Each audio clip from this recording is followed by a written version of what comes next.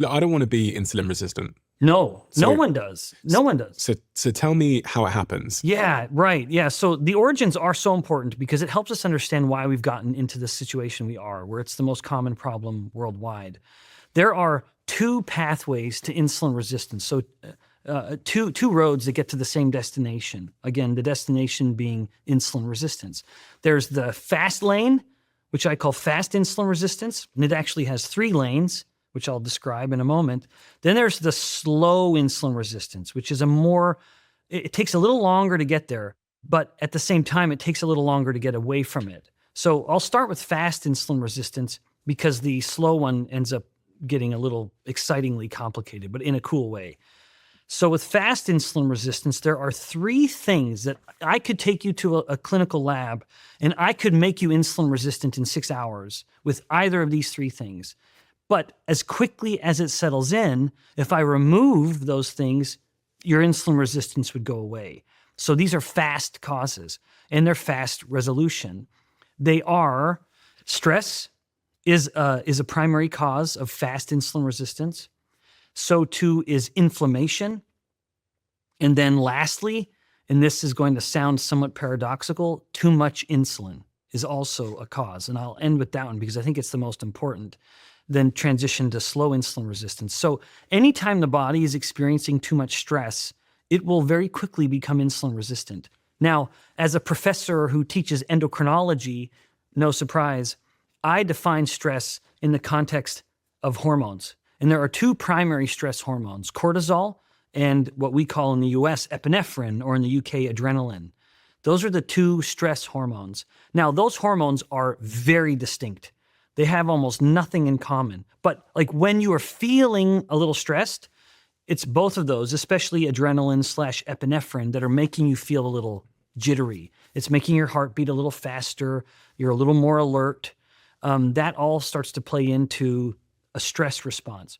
But what those 2 hormones have in common is that they both want blood glucose levels to climb.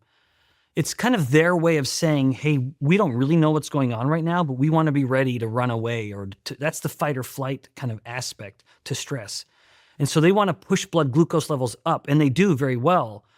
That, of course, puts them at odds with the hormone insulin, because these 2, epinephrine or adrenaline and cortisol, the 2 stress hormones, they're pushing glucose up. Insulin wants to push it down.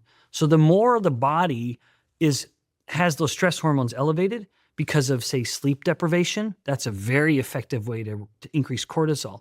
Or they are drinking too much caffeine. That is a way to increase epinephrine quite strongly. If both of those signals are too incessant, or they continue to be present and climb, then insulin has to work harder and harder, and then we have insulin resistance. So stress is a cause of insulin resistance. But then next is inflammation. You and I were commenting about earlier about how, boy, there's a cold going around. It's flu season. Even then, if a person were wearing a continuous glucose monitor on the back of their arm, measuring their glucose levels, they would see their glucose levels are much, much higher, like significantly higher during the time that they're struggling with this infection.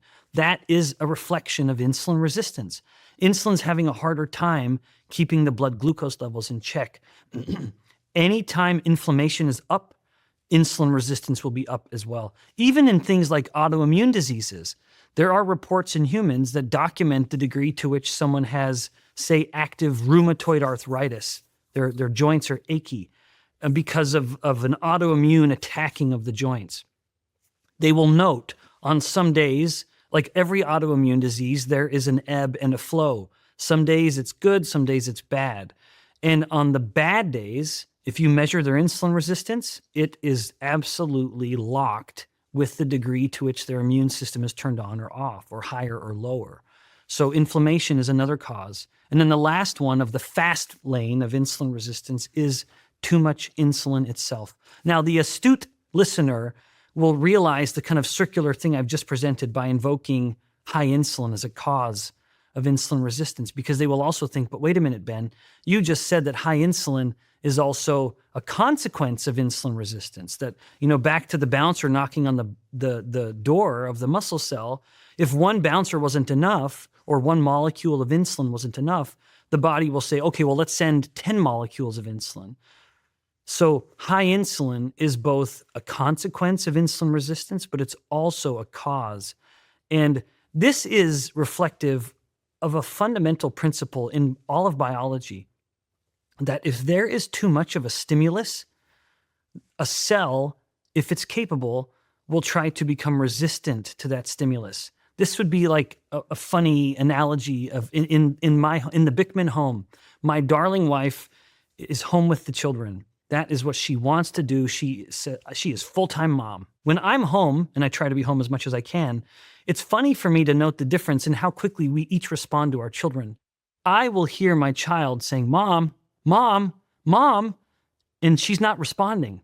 Mom has heard this for so much that she's become kind of selectively deaf to when my children are demanding her attention. I'm not as around my children quite as much because I'm working during the day. And so when I hear that, it's a very fresh signal to me. I've not heard it so much that I've become deaf to it. And so I will respond even though I'm in the other room, because I'm so much more sensitive to the clamoring for attention. This is like the body in response to insulin. If there is always insulin, it's always going up, the body will start to say, the muscle cell will start to say, boy, insulin, you are knocking on my door all the time. This is getting old. I'm not responding anymore. I'm not going to listen as much as I was before.